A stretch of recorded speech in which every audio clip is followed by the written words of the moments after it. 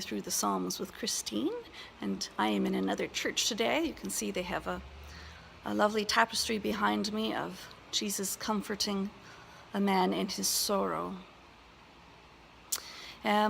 Today we are going to look at Psalm 28, and as I was meditating on this psalm, and as I was writing the music, it struck me that it was a psalm of intercession.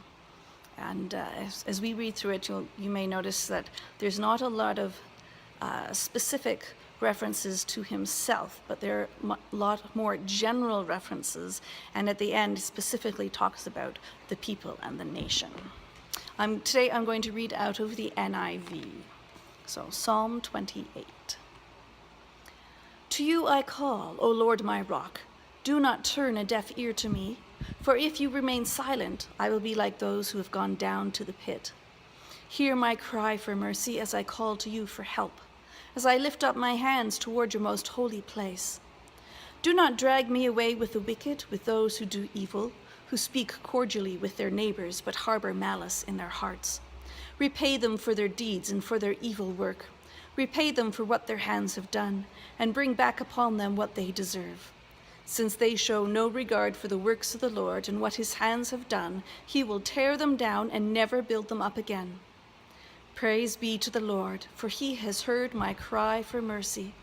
The Lord is my strength and my shield. My heart trusts in him, and I am helped.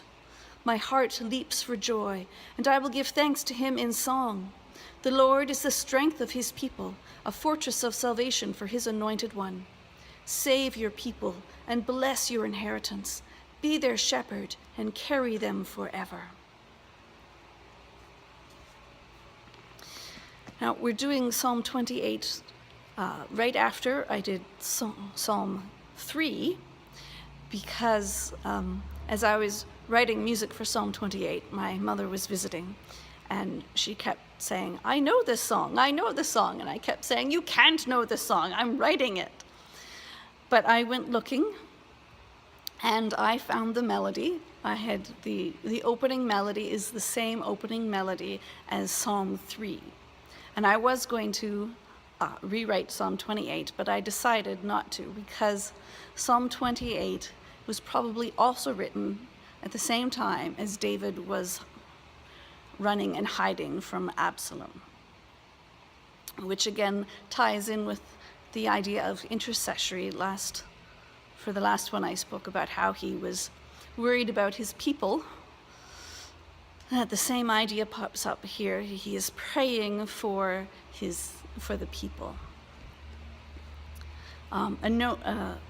Something of interest to me was in verse 7. In verse 7, we have, my heart trusts in him and I am helped.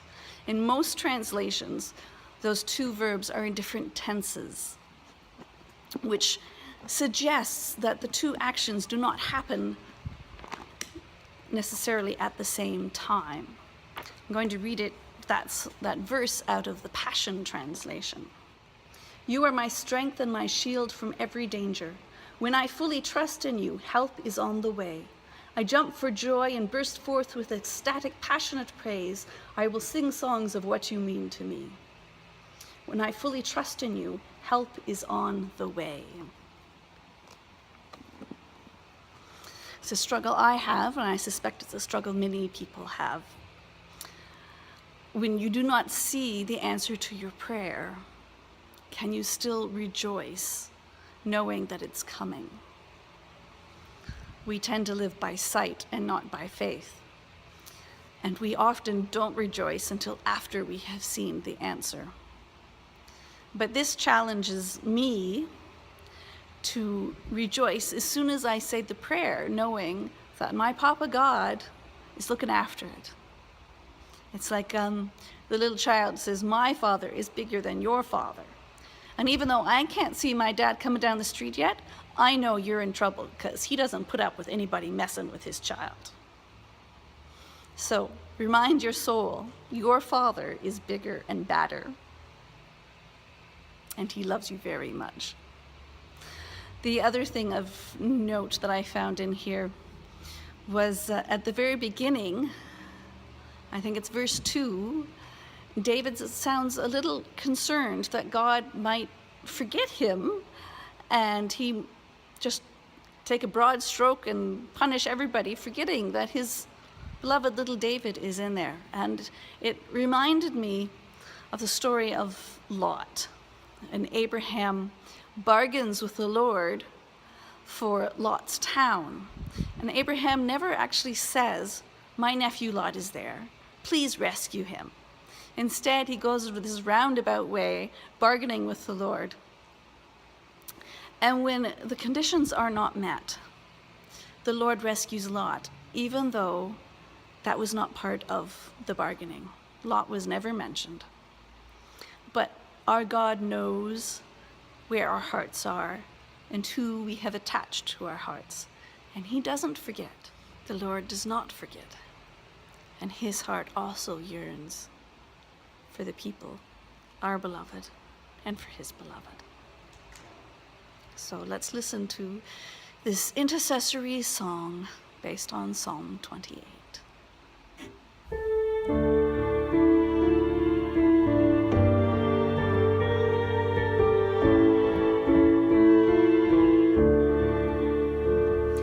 It seems as though you have turned away, and my life is not worth your care. Oh, see me turn to your mercy seat with my hands surrendered in prayer.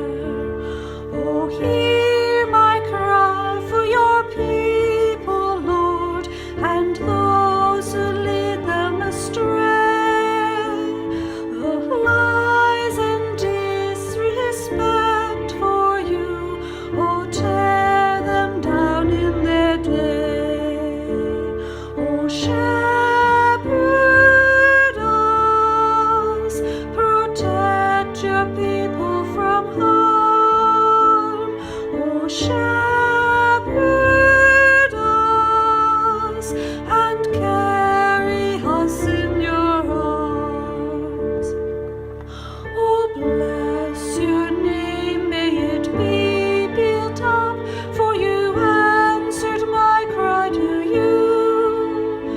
You are my strength and my sole defense, and I trust